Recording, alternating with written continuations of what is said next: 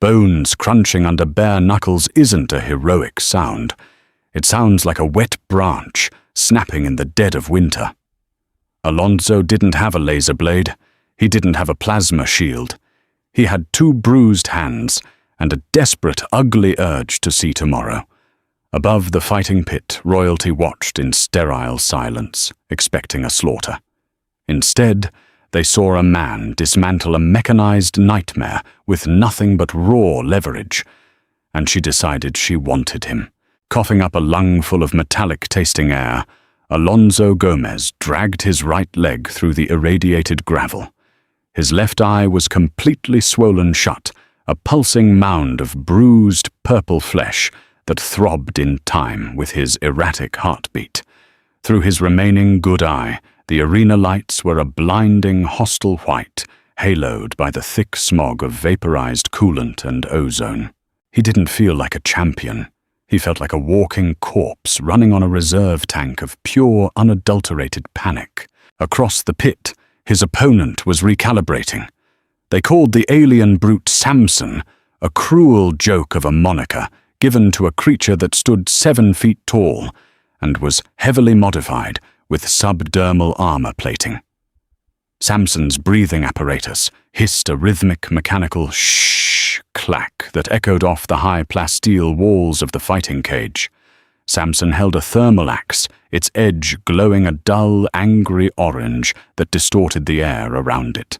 Alonso had nothing. No armor, no weapons, just the tattered remains of grey canvas trousers and a pair of hands wrapped in dirty athletic tape that was rapidly turning a dark, rusty brown. The crowd above them was a murmur of detached curiosity. They weren't cheering. This was the lower decks of the orbital station Providence, but the spectators in the VIP rings were high-borns. They didn't roar for violence. They politely golf-clapped for efficient execution. Alonso was supposed to be the executioner. Humans were cheap labor in this sector, brittle and easily replaced. Putting an unarmed human against a fully equipped heavy worlder was just a palate cleanser between the main events. Samson charged. The ground vibrated. Alonso didn't adopt a martial arts stance. He didn't center his chi. He just dropped to the dirt, sliding on his stomach under the wide, decapitating swing of the thermal axe. The heat from the blade seared the hair off the back of Alonso's neck, leaving a harsh, acrid smell of burnt follicles in his nose. Alonso scrambled his taped fingers, digging into the gravel. He didn't try to punch the armor. He wasn't stupid. As Samson overextended fighting the momentum of the heavy axe, Alonso lunged for the back of the alien's knee. Not the joint itself, but the exposed hydraulic line that powered the heavy worlder's stabilizing brace. He grabbed the thick black tubing with both hands, planted his boots against the back of Samson's calf, and pulled with every ounce of hysterical strength left in his spine. His muscles screamed. A sharp, tearing pain shot up Alonso's left shoulder, a rotator cuff, tearing maybe worse. He didn't care. He clamped his jaw, squeezed his eyes shut, and yanked. With a sickening pop and a loud hiss of escaping pressurized gas, the line gave way. Samson roared a sound like grinding gears and collapsed onto one knee as the stabilizing brace locked up. The thermal axe clattered against the stone floor, the impact sending a shower of sparks into the smog. Alonso didn't hesitate. He didn't step back to gloat. Survival was a dirty, frantic business. He scrambled up Samson's back like a feral animal climbing a tree. The alien thrashed, reaching back with massive, heavily armored hands to crush Alonso's skull. Alonso dodged a clumsy swipe tasting copper as a backhand clipped his cheek, rattling his teeth. He wrapped his left arm around Samson's thick, scaled neck. With his right hand, he found the breathing apparatus. It was bolted directly into the alien's jaw, wired into the respiratory tract. Alonso dug his taped fingers into the small gap between the metal mask and the flesh. It was slick with blue-tinted perspiration. Pull. Alonso dug his fingernails in until they bent backward. He screamed not a battle cry, but a ragged sound of pure exertion. He twisted his wrist, using the heel of his palm to crack the primary valve. A high-pitched whine pierced the air, followed by a violent burst of chemical foam. The breathing apparatus snapped off its hinges. Samson seized instantly, both hands flying to his face as the heavy worlder's lungs adapted for a different atmosphere, suddenly flooded with the arena's oxygen-rich air. Alonzo was thrown off like a rag doll. He hit the gravel hard, all the air rushing out of his lungs in a sharp whoosh. He rolled over, coughing violently, clutching his ribs. He stayed on his hands and knees, staring at the ground, watching drops of his own saliva mix with the dust. Behind him, Samson was thrashing, choking on the toxic-to-him air, the heavy armor clanking uselessly against the stone. Then the thrashing stopped. Just the sound of heavy rattling gasps slowing to a halt. The silence in the arena was absolute. The polite murmurs of the VIPs had died. Alonzo didn't raise his arms in victory. He just slowly sat back on his heels, spat a wad of dark red onto the stones, and closed his eyes. His hands were shaking so violently he couldn't form fists. High above, behind a pane of reinforced starlight glass, Princess Beatrice Hale rested her chin on her knuckles. Her skin a pale, luminescent white that marked her royal lineage, glowed softly in the dim light of the box. Her eyes, a striking, predatory gold, tracked the human's trembling frame. She wasn't looking at a hero. She was looking at a predator that didn't know it was one yet. "Cancel my appointments for the cycle," Beatrice said, her voice a smooth, cold cadence. Beside her, General Conrad Bishop stiffened. His military uniform was immaculate, every medal perfectly aligned. "Highness, the summit begins in 2 hours. Let them wait." "Conrad," Beatrice murmured, her gaze never leaving Alonzo, as the medical droids hovered into the pit to drag Samson away. "I need to go shopping."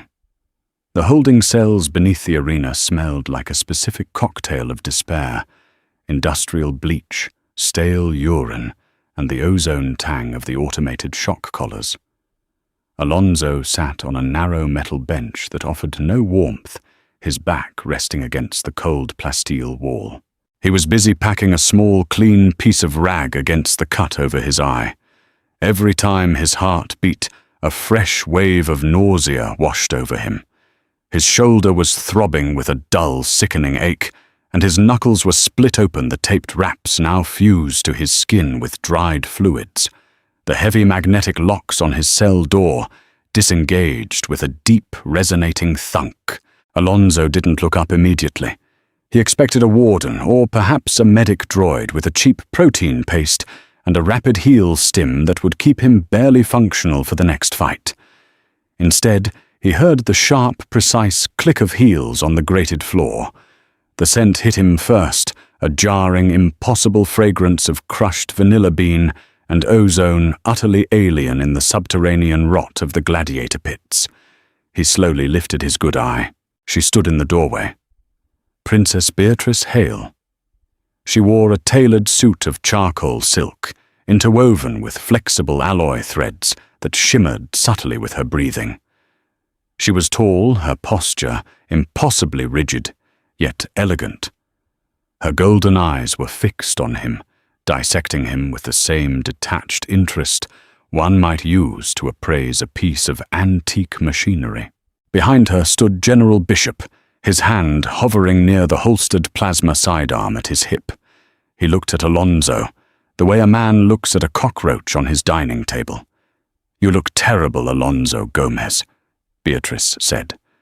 Her tone was conversational, devoid of pity. Alonzo kept the rag pressed to his brow. He didn't stand up. He didn't bow. He couldn't have managed it even if he wanted to. "You get what you pay for." Alonzo rasped his voice, sounding like sandpaper rubbing against a brick. He swallowed hard, trying to wet his painfully dry throat. "Nobody paid for pretty."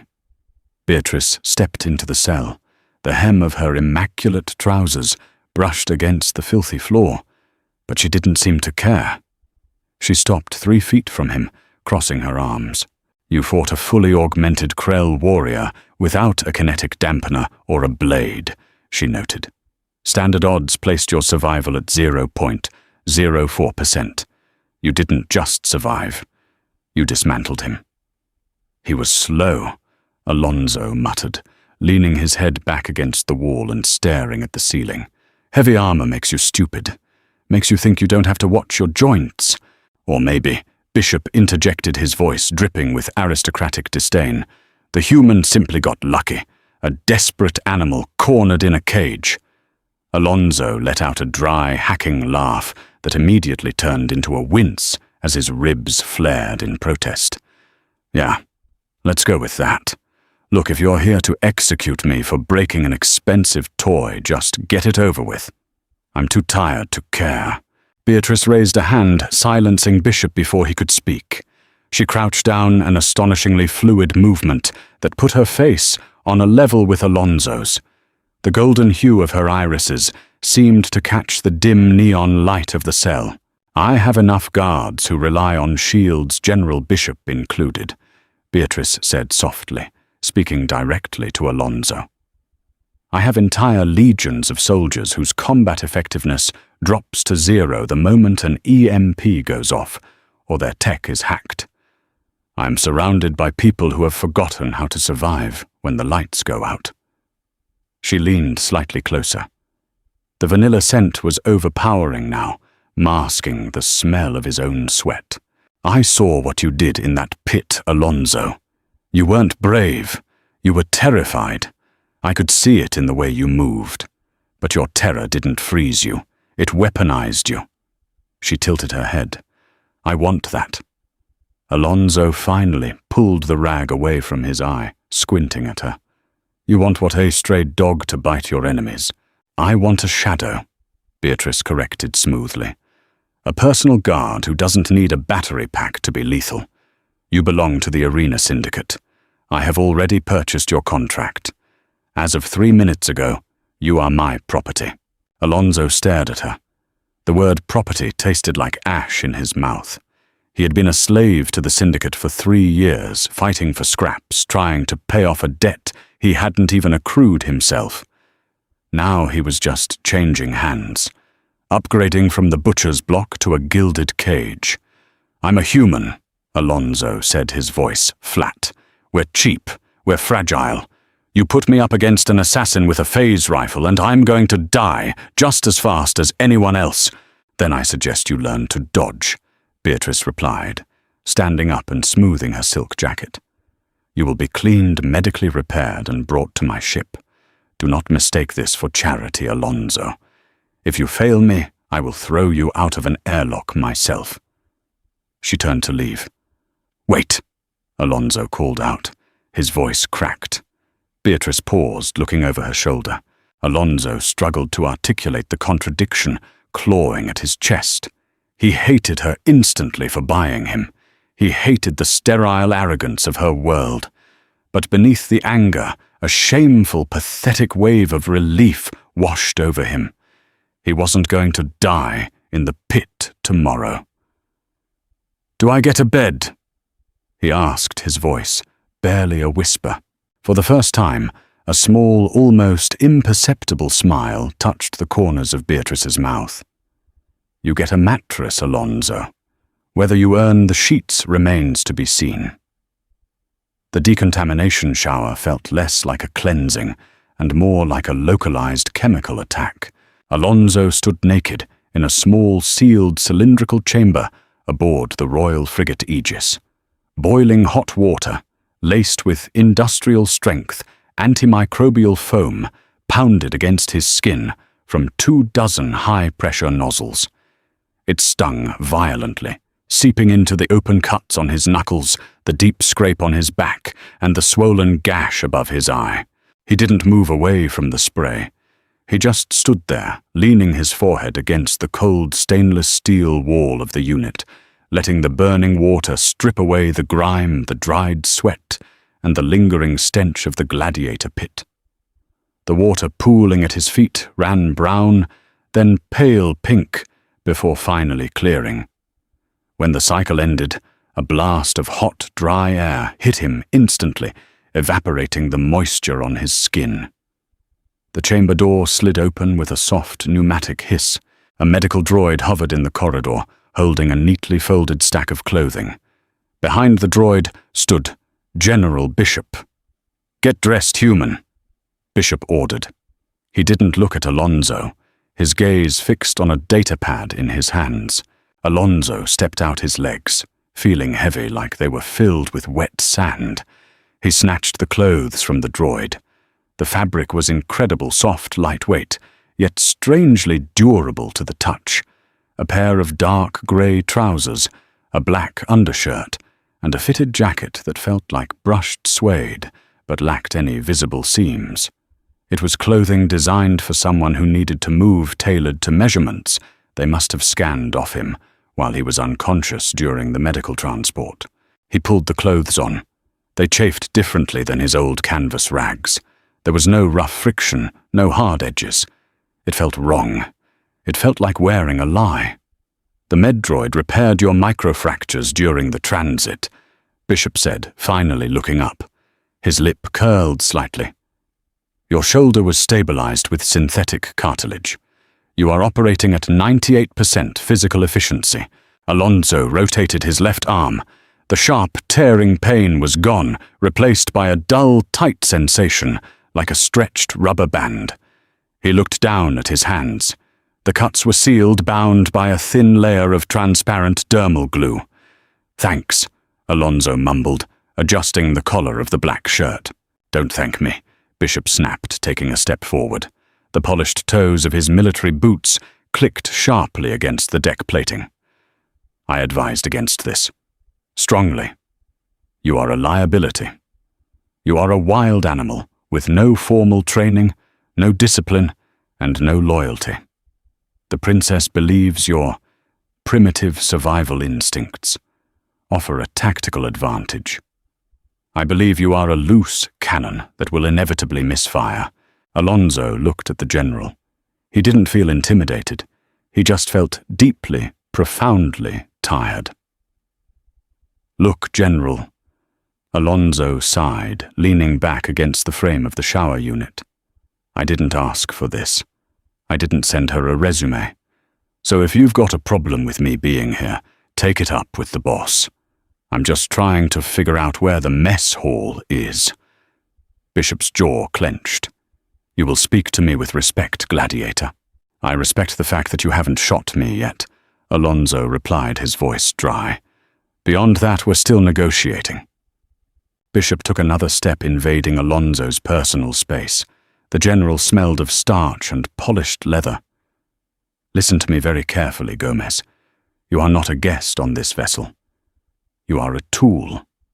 A highly irregular, experimental tool.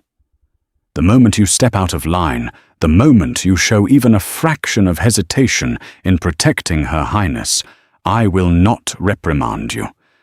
I will not put you in the brig. I will personally put a plasma bolt through your kneecaps and throw you back into the pits. Do we understand each other?" Alonso met Bishop's eyes. The general's gaze was cold, clinical. Alonso's was deadened by years of expecting the worst from the universe and rarely being disappointed. "Loud and clear," Alonso said. "Good." Bishop stepped back, adjusting his cuffs. "Follow me. The princess wishes to brief you on the current security parameters before we make the jump to the core systems." Alonso pushed off the wall and followed the general down the corridor. The ship was a masterpiece of engineering. The walls were lined with soft, glowing panels that simulated natural sunlight. The air smelled crisp, artificially scrubbed to perfection, carrying a faint hint of pine. The silence was heavy, broken only by the soft hum of the massive plasma drives deep within the bowels of the ship. It was a stark contrast to the chaotic, deafening roar of the lower decks Alonso was used to. The sudden absence of noise made his ears ring. As they walked, they passed a large observations window. Alonso paused, looking out. The orbital station Providence hung in the blackness of space, a massive, ugly sprawl of rusted metal, flickering lights, and protruding docking arms. It looked like a mechanical tumor floating against the backdrop of distant stars. Down there in the dark, thousands of people were fighting, bleeding, and dying for the amusement of those who could afford the ticket. Alonso pressed his newly healed hand against the cold glass. The deck plates vibrated subtly beneath his boots as the frigate prepared for transit. He was out. He had survived. But as he looked at his reflection in the glass, at the dark bags under his eyes, the tense set of his shoulders, the expensive clothes that felt like a straitjacket, he knew the truth. He hadn't escaped the arena. The cage had just gotten bigger, the bars polished to a blinding shine, and the predators in this new cage didn't rely on brute force and thermal axes. They smiled, they smelled of vanilla, and they bought you with a flick of their wrist. "Keep moving, Gomez," Bishop barked from down the hall. Alonso dropped his hand from the glass. He took a deep breath of the sterile, pine-scented air, letting it fill his reconstructed lungs. "Coming," Alonso said, turning away from the window and walking down the immaculate, brightly lit corridor toward whatever violence awaited him next. Gravity on the capital world of Oak Haven felt marginally heavier than standard, pressing down on Alonso's shoulders like a physical manifestation of the planet's arrogance. He stood near a towering pillar of sculpted marble in the grand hall of the Sun Palace. The air was thick with the cloying scent of synthesized orchids and expensive, intoxicating vapors meant to lower inhibitions. Hundreds of nobles milled about in garments that defied physics, fabrics that shifted color with their heartbeats, cloaks woven from hard light projections, and jewelry that floated just inches off their skin via micro-repulsors. Alonso adjusted the high collar of his dark security tunic. It scratched against his Adam's apple. He felt entirely exposed without the familiar heavy grime of the pit coating his skin. He was the only person in the room not broadcasting a digital aura. Everyone else, including General Bishop, who stood 10 paces away, had a faint, holographic shimmer around their temples, neural links keeping them connected to the planet's vast data web. Bishop's eyes occasionally darted to the side, reading threat assessments, scrolling across his retinal display. Alonso just watched people's hands. "You are clenching your jaw, Alonso," Beatrice murmured. She didn't turn her head. She stood beside him, holding a flute of pale blue liquid that fizzed gently. She wore a gown of liquid silver that pooled around her feet, making her look like a statue poured from mercury. "Try to look less like you are planning to murder the ambassador from SETI Alpha, and more like a deterrent." "He keeps tapping his ring against his glass," Alonso muttered, keeping his eyes on a portly man across the room. 3 fast taps too slow. He's nervous, or he's signaling someone. Beatrice took a delicate sip from her flute. "Lord Hastings is merely anxious because his trade tariffs are under review. He is a coward, not an assassin. You need to learn the difference between political anxiety and homicidal intent. In my experience, Princess, they usually end up looking the exact same right before someone gets stabbed." Beatrice laughed. It was a short, musical sound, perfectly calibrated to sound warm while remaining entirely cold. A few nearby nobles turned their heads, their digitally enhanced eyes scanning Alonso with a mixture of disgust and morbid fascination. Word had spread about the princess's new pet, a baseline human. No augments, no neural lace, just meat and bone. They looked at him the way one might look at an unexploded bomb placed in the center of a dining table. "They hate you," Alonso stated, stating a fact rather than a complaint. "They hate that I am unpredictable," Beatrice corrected softly. In a society where every variable is calculated by quantum engines, A blunt instrument is terrifying. They know I can turn off their personal shields with a master override. They know I can jam their plasma casters. They don't know how to stop a man who only needs his hands to break a neck. Alonso shifted his weight. His newly reconstructed shoulder felt tight, a dull ache throbbing deep in the synthetic cartilage. He wasn't entirely comfortable with this dynamic. Beatrice paraded him around not as a guard, but as a threat. He was a loaded gun she was leaving out on the coffee table just to see who flinched. "Look sharply," Bishop's voice crackled in Alonso's earpiece. The general hadn't moved from his spot, but his posture had gone rigid. "The Prime Minister is approaching, Her Highness." Alonso tracked the movement.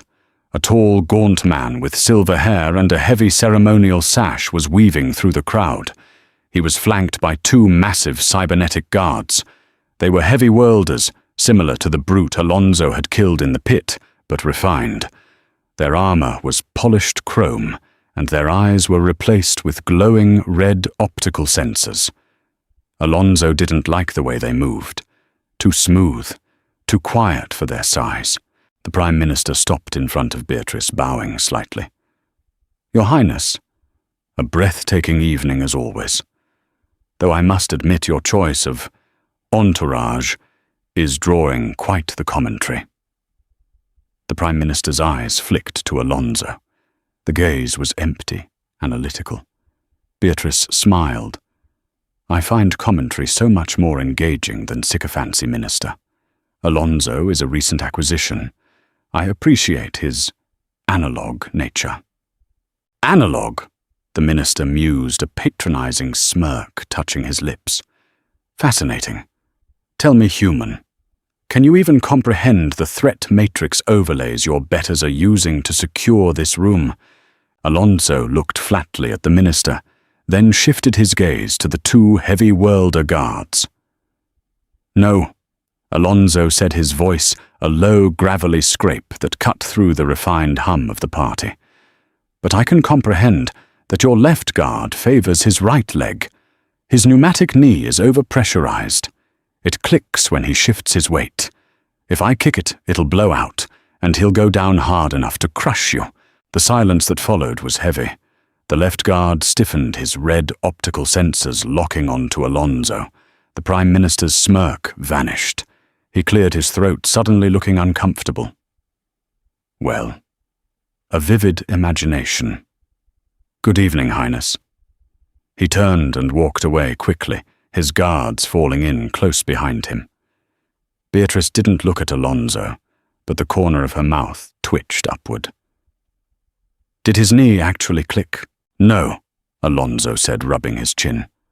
"But he believed it might. That's the problem with machines. They trust diagnostics. You tell a machine it might be broken, it pauses to check."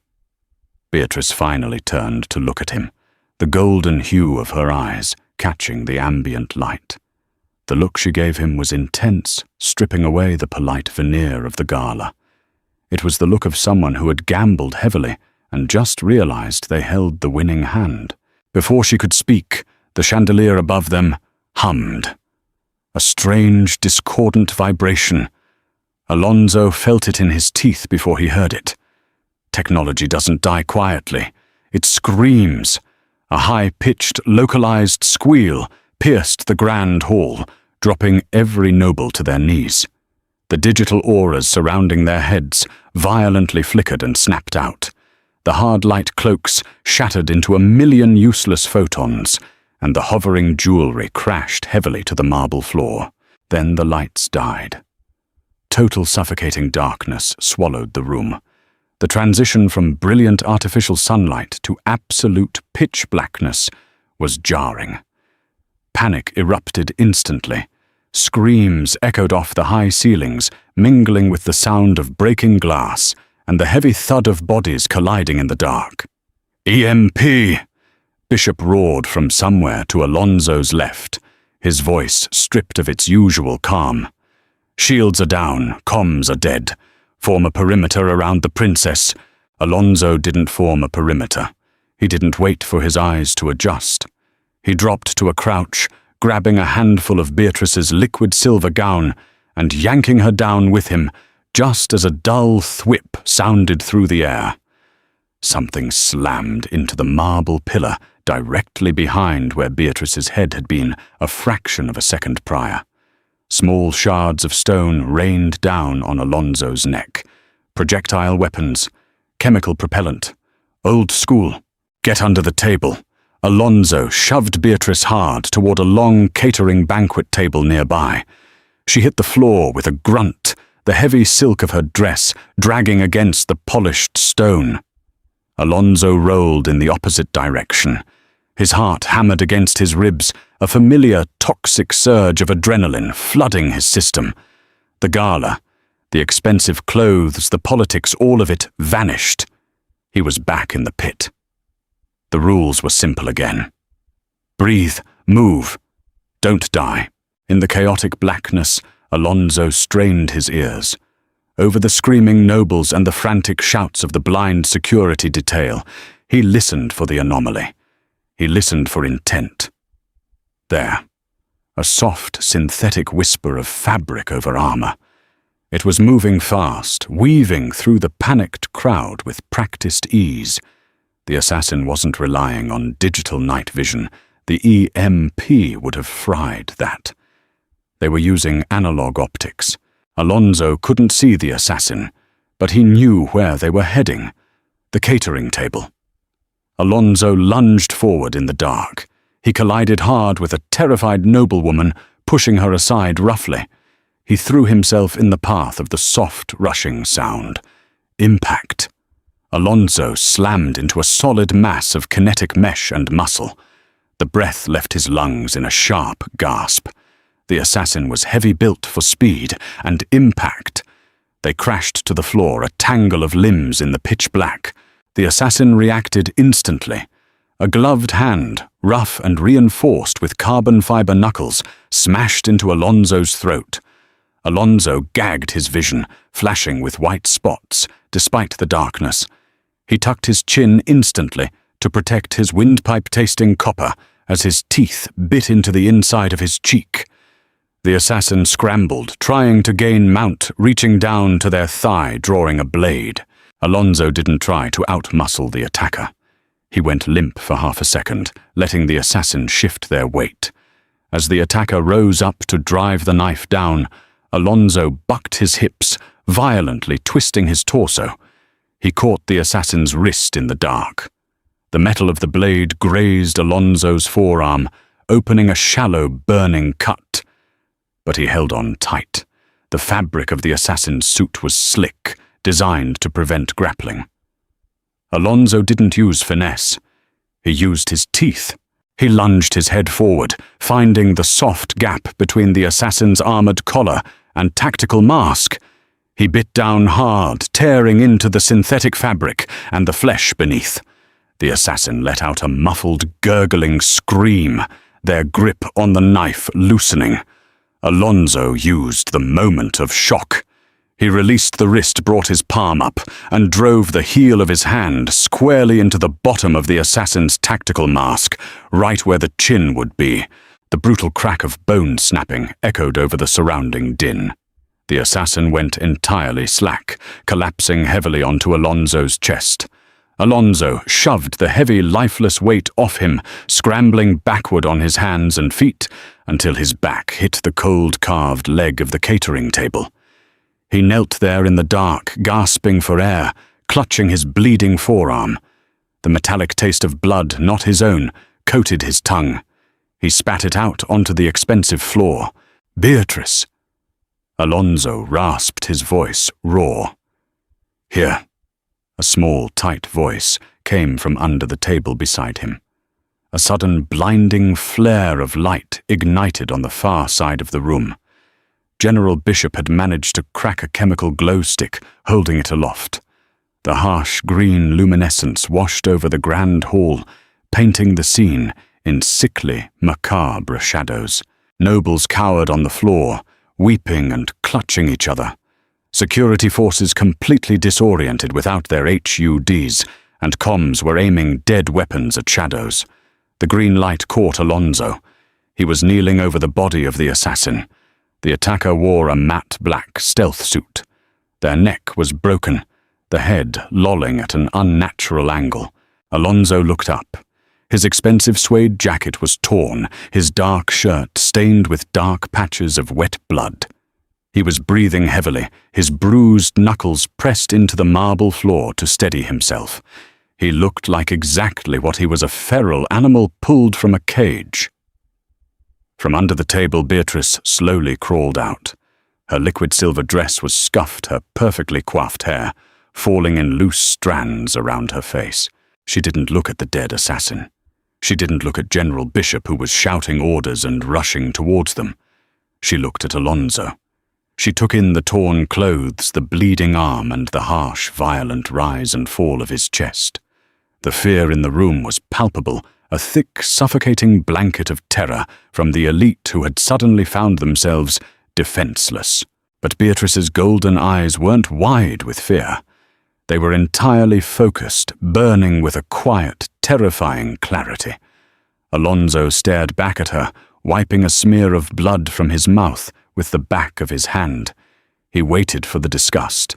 He waited for the royal recoil from the brutality he had just displayed. Instead, Beatrice reached out. Her pale hand, trembling, slightly brushed against Alonso's torn sleeve. "You didn't hesitate," she whispered, her voice barely carrying over the chaos of the room. Alonso looked away, staring down at his bruised hands. "I never do," he muttered. "That's why you bought me." Cold ozone and burnt copper clung to the inside of Alonso's nostrils. He sat on the edge of a stainless steel examination table in the Aegis's primary medical bay, watching a multi-armed surgical droid meticulously flush the shallow knife wound on his forearm. The chemical antiseptic burned like liquid fire, but Alonso didn't flinch. He just watched his own muscles twitch under the bright, unforgiving surgical lights. General Bishop paced the length of the room. His military uniform, usually pristine, was rumpled. The artificial gravity stabilizers on his boots clicked erratically against the deck, a lingering side effect of the EMP that had scrambled his personal tech. An inside job. Bishop spat, his voice tight with suppressed rage. He glared at the secure transport bag resting on a nearby counter, which contained the assassin's armor and weaponry. Someone bypassed the palace's quantum encryption firewall to detonate a localized pulse exactly when the planetary defense grid cycled its deep scan. That requires security clearances from the High Council. Alonso ignored him, flexing his fingers as the droid applied a rapid-setting dermal patch over the gash. It felt tight and artificial, pulling at the surrounding skin. Beatrice stood by the viewport, staring out at the streaking stars of hyperspace. She had changed out of the ruined liquid silver gown and now wore a simple, high-collared black tunic. The luminescent pallor of her skin seemed muted, her golden eyes distant. "They bypassed your security detail too, Conrad," Beatrice said quietly. She didn't turn around. Bishop stopped pacing, his jaw tightened. "Highness, with respect, an EMP of that magnitude fries neural laces. My men were blinded and deafened instantly. We rely on the network to coordinate. Without it you are helpless." Beatrice finished, her voice slicing through the sterile air of the medbay. She finally turned, fixing Bishop with a stare that could freeze a star. "You stood there shouting orders into a dead comms unit, while a man with a piece of sharpened metal got within 3 feet of my throat. If it weren't for the liability sitting on that table, I would be a corpse on a marble floor right now." Bishop's face flushed a deep, mottled red. He looked at Alonso, his eyes filled with pure, unadulterated venom. He got lucky. The assassin made a tactical error in the dark. Alonso let out a low, raspy sigh. He pushed the surgical droid away with his good hand and slid off the table. His bare feet hit the cold floor. He walked over to the counter where the evidence bag sat, his body aching with a deep, hollow exhaustion. The adrenaline crash was hitting him hard, leaving a cold sweat pooling at the base of his spine. He didn't make a mistake, Alonso said, unzipping the heavy plasteel bag. The smell of synthetic blood and void suit insulation wafted out. He just didn't expect anyone to fight back. He expected you all to cower, which you did. Watch your tone, human. Bishop growled his hand, dropping instinctively toward his sidearm, which was currently sitting useless in a repair locker. Alonso pulled the assassin's combat knife from the bag. It was a brutal, ugly piece of work, not a glowing plasma blade or an energized vibro shiv, just a solid piece of blackened high-carbon steel with a serrated back edge. He flipped it in his hand, feeling the weight. "This isn't military issue," Alonso murmured, running his thumb lightly over the hilt. It was wrapped in a coarse, abrasive tape. Military wraps their grips in synth leather to absorb moisture. This is industrial friction tape. Gives you a better grip when your hands are slick with... He paused, looking at Beatrice. "When things get messy?" Beatrice stepped closer, her interest piqued. "You recognize the weapon?" "I recognize the mindset," Alonso corrected. He tossed the heavy knife onto the metal counter with a loud clatter. This guy wasn't a corporate spy or a political operative. He was a pit fighter, or a void miner. Someone used to working in the dark without tech. Whoever hired him knew exactly what the EMP would do. They knew your high-tech guards would be blind, so they sent a guy who didn't need eyes. Bishop scoffed, crossing his arms. "Baseless conjecture. You are projecting your own low-born experiences onto a coordinated assassination attempt." Alonso turned to look at the general. He felt a sudden, profound weariness wash over him. He was so tired of these people. They lived in a universe governed by data and probability, entirely insulated from the physical realities of the dirt they stood on. "Look at the boots, General," Alonso said, pointing to the bag. "Look at the wear patterns on the soles. The left toe is scuffed down to the composite. He drags his foot when he pivots. Heavy gravity conditioning. You spend your time looking for digital footprints in the data web. You should try looking at actual footprints." Beatrice stepped between them, her eyes fixed on Alonso. The vanilla and ozone scent she carried mingled uncomfortably with the chemical smell of the medbay. "You think the syndicate is involved?" Beatrice asked, her voice dropping to a low murmur. Alonso rubbed his temples. A dull headache was beginning to pulse behind his eyes. "The syndicate sells meat, Princess. If a noble had enough credits to buy an EMP, they had enough to buy a killer who wouldn't show up on a digital threat scan." He leaned against the counter, crossing his arms over his chest to hide the slight tremor in his hands. "You bought me because I'm off the grid. Someone else had the exact same idea." Silence descended on the medbay, heavy and suffocating. Bishop stared at the knife on the counter, his analytical mind finally catching up to the physical evidence. Beatrice looked at Alonso. The calculation in her golden eyes had shifted. It was no longer the look of an owner appraising a tool. It was the look of a survivor recognizing another. "Conrad," Beatrice said, her voice completely devoid of emotion. "Confine the rest of the security detail to their quarters. They are not to rotate back onto active duty until I personally clear them." "Highness, that leaves you with virtually no security detail," Bishop protested. "I have Alonso," Beatrice replied flatly. "And right now he is the only person on this ship whose combat effectiveness doesn't depend on a battery.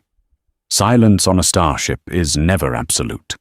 It is a fabricated quiet layered over the deep, omnipresent thrum of the plasma drives pushing the vessel through the fabric of space." Alonso sat on the floor of his assigned quarters. The room was lavish, a massive bed with silk sheets, a holographic window displaying a simulated ocean sunset, and a plush carpet that felt criminally soft against his bare feet. He hated it. It felt like a trap. He sat with his back against the cold metallic door of the ensuite fresher, his knees pulled up, resting his forearms on them.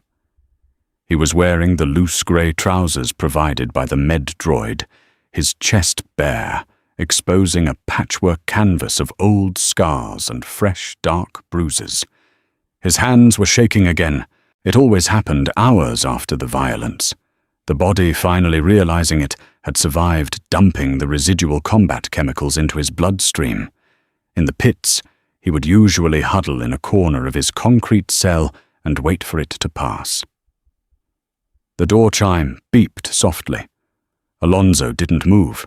He closed his eyes, leaning his head back against the metal panel. The chime sounded again, followed by the electronic hiss of the lock disengaging. Beatrice's voice, quiet but authoritative, had overridden the privacy protocols. She stepped into the room. The door slid shut behind her, sealing them in the dim light of the simulated sunset. She had discarded the formal tunic. She wore a simple, loose-fitting sleeping robe of dark blue silk. In her right hand, she carried a heavy square glass bottle filled with an amber liquid and 2 heavy crystal tumblers. Alonso opened his eyes watching her approach. He didn't scramble to his feet. He didn't have the energy for protocol. "I thought I locked that." Alonso mumbled, his voice hoarse. "It's my ship, Alonso," Beatrice said. She walked over, ignoring the luxurious chairs and the massive bed. To his surprise, she lowered herself down gracefully to sit on the floor opposite him, crossing her legs. The silk robe pooled around her. She set the glasses down on the carpet and unstopped the bottle. "Old Earth bourbon," she said, pouring 2 generous measures. "Actual fermented grain. Not a synthetic replication. It costs more than this entire deck." She slid a glass across the carpet toward him. Alonso looked at the amber liquid, then up at her. The golden glow of her eyes was softer in the dim light, stripped of the harsh aristocratic edge she wore in public. "Are we celebrating?" Alonso asked, making no move to take the glass. "Or is this a severance package?" Beatrice took a slow sip from her glass. She didn't wince at the burn. "Neither. It is an acknowledgement." Alonso let out a cynical breath. He reached out with a trembling hand, picked up the heavy crystal glass, and downed half of it in one swallow. The liquid hit his stomach like a controlled explosion, radiating a fierce, grounding heat through his chest. It tasted like wood smoke, old dirt, and fire. It was the most honest thing he had consumed in years. He lowered the glass, resting it on his knee. He looked at his hand. The trembling had slowed slightly. Beatrice was watching his hands. "You are shaking." "Adrenaline dump," Alonso stated, his voice flat. "Your body realizes it didn't die, so it panics. It passes. You didn't shake in the hall. When you broke his neck, you don't get to shake while the job is happening," Alonso said, looking up to meet her gaze. "If you shake while it's happening, you die. You save the shaking for later. When it's safe." Beatrice looked down at her glass, swirling the amber liquid. "My world does not understand violence, Alonso. We understand warfare. We understand orbital bombardments and tactical strikes, coordinated from a bunker, a system away. But the physical act of looking a man in the eye and ending his life with your bare hands—" She looked back up, her expression unreadable. "It disgusts them. It should," Alonso said bluntly. He took another sip of the bourbon, letting it linger on his tongue. "It's ugly. It smells like shit and copper. It breaks your hands. Anyone who isn't disgusted by it is a psychopath." "Are you a psychopath, Alonso?" The question hung in the air, blunt and heavy. Alonso looked at her. He thought about the brute in the pit, suffocating on oxygen. He thought about the assassin in the dark hall, the sickening crunch of cartilage under his palm. "No," Alonso said quietly. "I'm just a guy who really, really likes breathing." Beatrice offered a small, fractured smile. It wasn't her polite society smile. It was real, and it made her look startlingly human. "You saved my life," she said. The word seemed to cost her something, an admission of vulnerability from a woman who had been raised to believe she was untouchable. "You bought me to be a shield, princess." I just did what it said on the invoice. "Stop calling me princess," she said, her voice suddenly sharp. "When we are alone, you will call me Beatrice." Alonso raised an eyebrow. "Is that an order?" "Yes." Alonso sighed, resting the back of his head against the door. The bourbon was taking the edge off the pain in his shoulder, blurring the sharp, hyper-vigilant edges of his mind. "All right, Beatrice." The name felt strange in his mouth, too intimate. "But if you want me to keep you alive, we need to establish some ground rules." Beatrice leaned forward slightly, resting her elbows on her knees.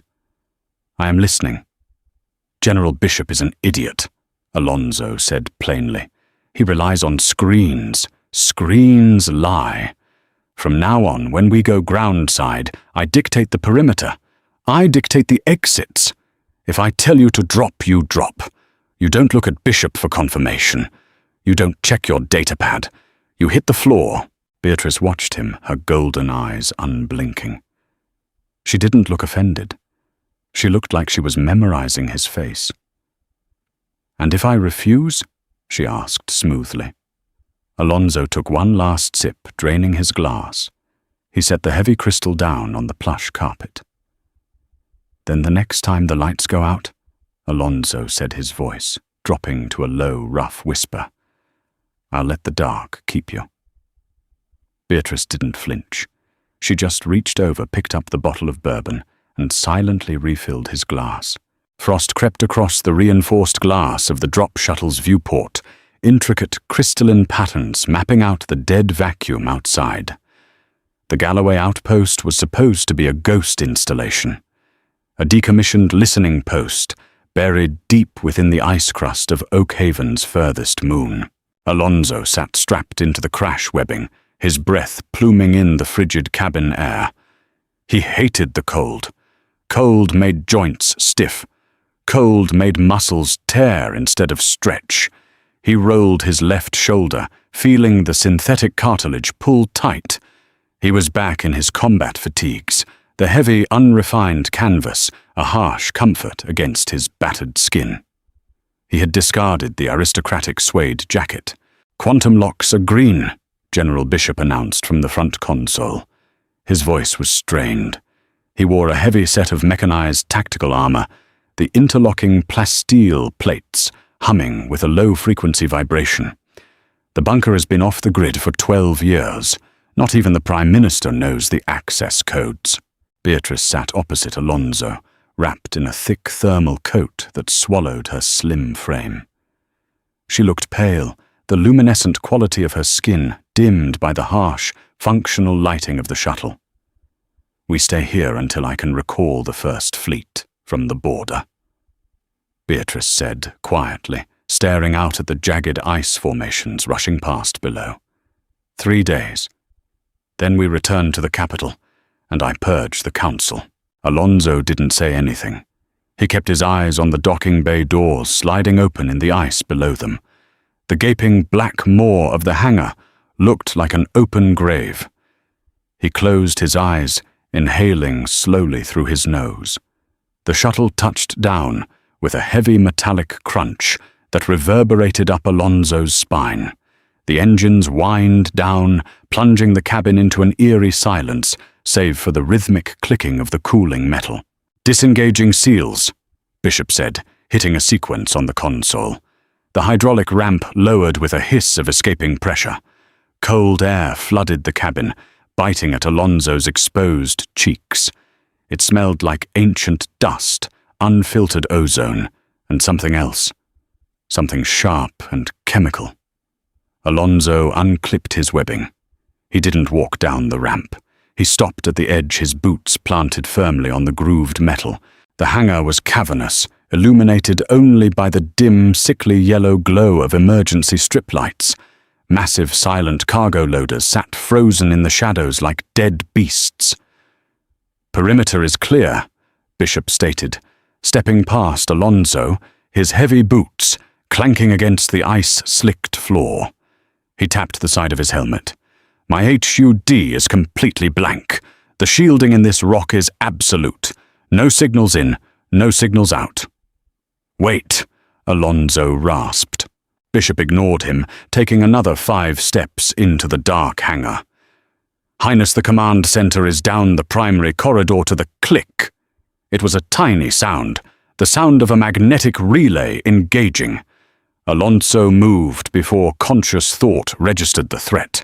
He lunged backward, grabbing the heavy collar of Beatrice's thermal coat and yanking her violently off her feet, just as the darkness erupted. 4 blinding beams of coherent light pierced the gloom from the upper catwalks.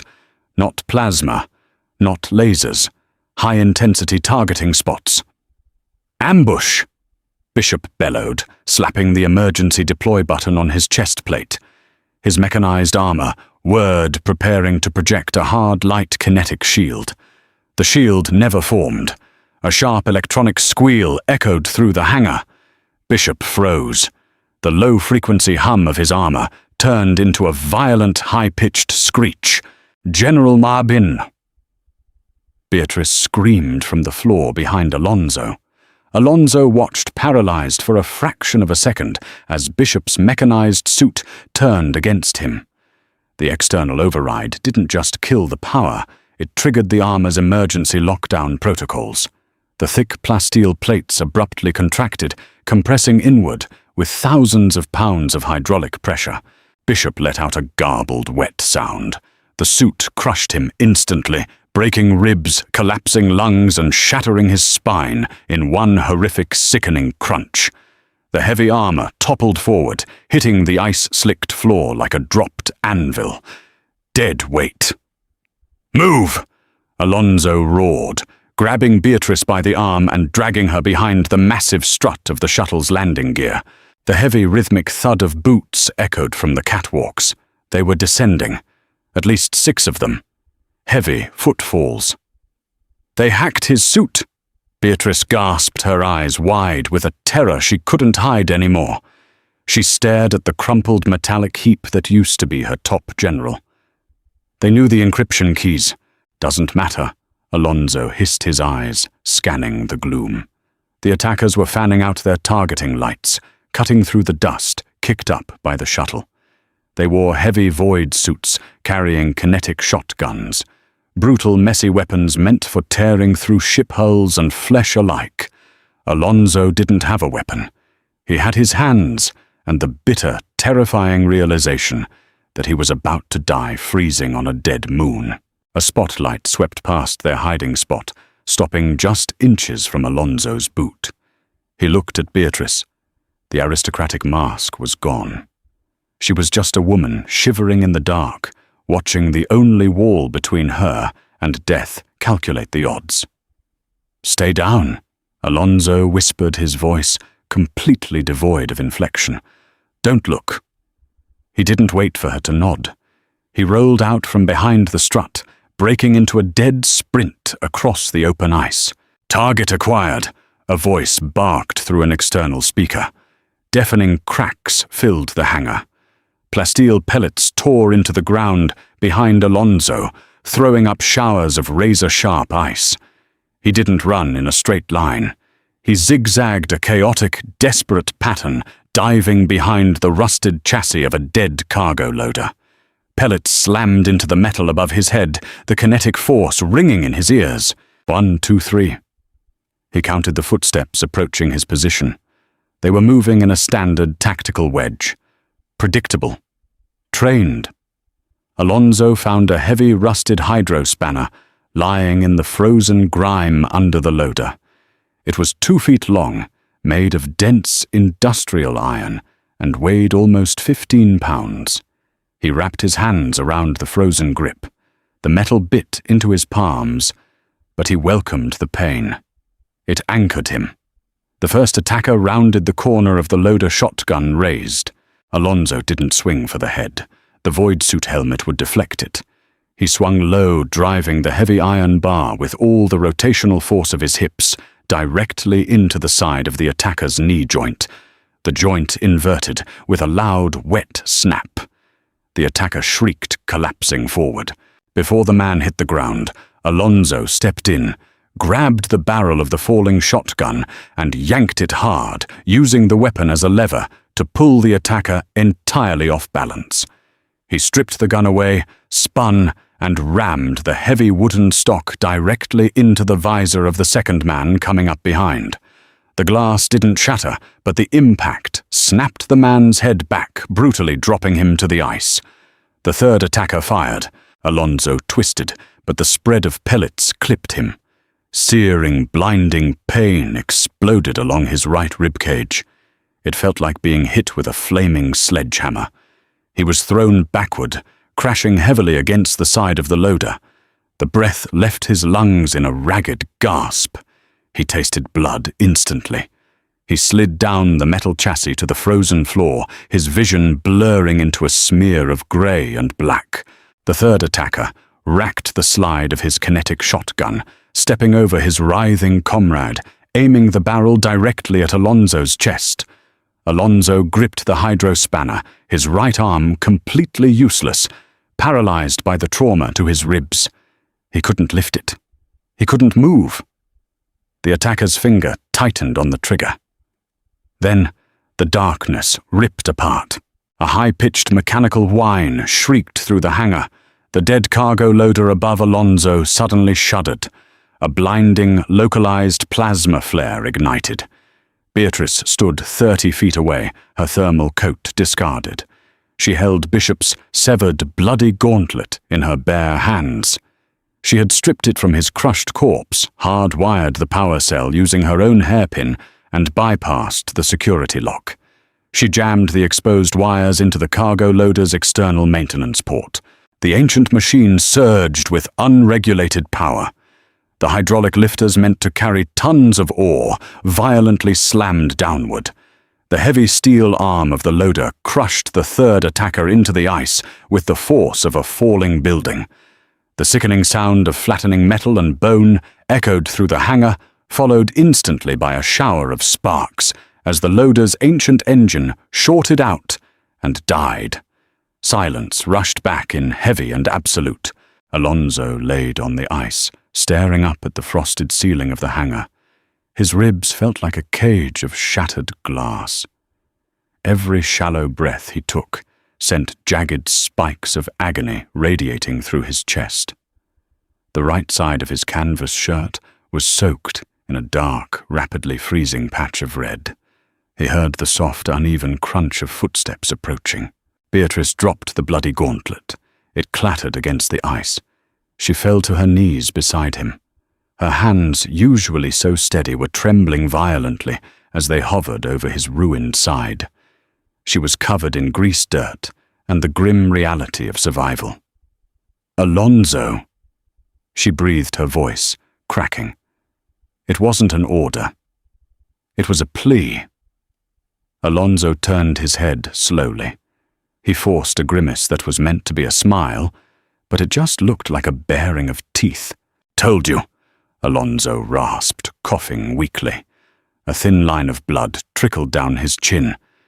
"You dictate the exits, I dictate the perimeter." "Stop talking," Beatrice demanded, her hands finally pressing against the wound to stem the bleeding. The sudden pressure made Alonso see stars, but he clenched his jaw, swallowing the groan in his throat. "You are losing blood. The medical kit in the shuttle. Shuttle's locked." Alonso interrupted his voice, barely a whisper. "Quantum seals. Bishop's dead. We can't get back in." Beatrice froze. Her golden eyes locked onto his, the realization dawning. They were trapped in a dead bunker on a frozen moon, surrounded by corpses, locked out of their only ride home. "Then we break into the command center," Beatrice said, her voice hardening. The panic receded, replaced by a cold, desperate pragmatism. "There will be emergency supplies, a distress beacon. We will survive this." She grabbed his left arm and hauled him up. Alonso roared in pain, his legs buckling, but Beatrice didn't let him fall. She wedged her shoulder under his armpit, taking his weight. She was surprisingly strong, her synthetic silk attire ruined by the filth and blood of the hangar. Together they stumbled away from the wreckage, leaving the crushed bodies and the dead shuttle behind. They walked in silence through the long, dark corridors of the bunker. The only light came from the emergency chem strips lining the floor. The cold was seeping into Alonso's bones, numbing the pain in his ribs, but making his movements sluggish, mechanical. He leaned heavily against Beatrice. He could smell the vanilla and ozone beneath the sweat and fear. It was the only warm thing left in the universe. "Why did you do it?" Alonso mumbled, his head lolling slightly. "You could have stayed hidden, behind the landing gear. They might not have found you." Beatrice kept walking, her grip on his waist tightening. Probability stated they would sweep the hangar. "My survival rate alone was 0. "Liar," Alonso whispered, a dry, bloody chuckle escaping his lips. "You didn't calculate the odds. You just reacted." They reached the heavy blast doors of the command center. Beatrice let Alonso slide down against the wall, leaving a streak of crimson on the frosted metal. She turned to the control panel, ripping the casing off with her bare hands, her perfectly manicured nails tearing and bleeding as she dug into the wires. Alonso watched her. The high-born royal, the woman who commanded fleets and engineered planetary economies, was currently covered in grease, frantically hot-wiring a blast door like a gutter thief. He realized then why he hadn't given up. It wasn't the contract. It wasn't the fear of death. It was her. She was a contradiction he couldn't walk away from. She belonged to a world of sterile data, yet she had looked into the violent, ugly reality of his existence and hadn't blinked. The heavy doors groaned, the magnetic locks disengaging with a heavy thunk. Beatrice pushed the door open, the stale, warmer air of the sealed room rushing out. She turned back to Alonso, dropping to her knees again to help him up. "Come on," she whispered, her face inches from his. The dirt and blood smeared across her cheek made her look feral, beautiful and entirely terrifying. Alonso looked at her extended hand. He was so tired. He just wanted to close his eyes. "You should have left me in the pit, Beatrice. I'm a broken tool." Beatrice didn't offer sympathy. She leaned in, grabbing the collar of his blood-soaked shirt, pulling him forward until their foreheads almost touched. Her golden eyes burned with an intensity that chased away the cold. "I have a galaxy full of pristine tools, Alonso. They shatter the moment they are dropped." Beatrice hissed her voice, a fierce, unyielding vow. "I don't want perfection. I want the man who survives the dark. I want you." Alonso stared into those golden eyes. He saw the ruthlessness there, the cynical, desperate need for an anchor in a universe that had just tried to kill them both. He felt the pain in his ribs, the cold in his fingers, and the raw, heavy beating of his own imperfect heart. He reached up with his good hand, his taped, bruised knuckles brushing against the dirt on her cheek. "All right." Alonso breathed. He let her pull him to his feet, stepping over the threshold into the dark together. If you felt the adrenaline of this brutal, high-stakes sci-fi story, don't let the journey end here. Hit that like button to show your support for raw, gritty HFY storytelling. Share this video with fellow sci-fi fans who crave grounded action over shiny space operas. And make sure to subscribe and ring the bell so you never miss the next chapter of Alonso and Beatrice's fight for survival against the galaxy's elite. Your support fuels these stories. Drop a comment below and let me know what you thought of the ambush.